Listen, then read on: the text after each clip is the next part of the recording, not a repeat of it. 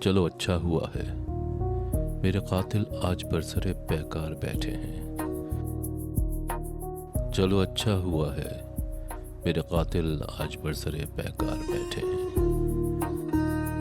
सभी जुल्मत के दाई बज़ाहिर एक दूसरे से बेजार बैठे हैं, सरे बाजार बैठे हैं। है झगड़ा ये बनेगा कौन अब सरमाए का दलाल, कुलाए जबर अब किसको मिलेगी, करेगा कौन अब बनी आदम पे हमला,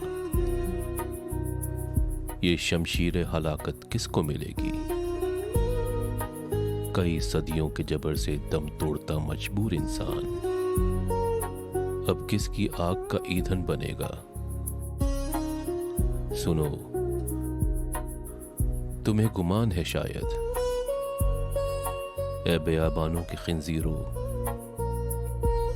तुम्हारे पुतली तमाशे अफलास से दम तोड़ते बच्चों का खिलौना बनेंगे, किसी मजदूर का नारा बनेंगे। मगर ये जान लो, तुम्हारे तबके के हाथों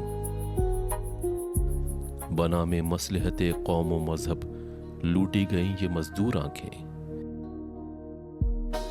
किसी शराब का न अब पीछा करेंगी,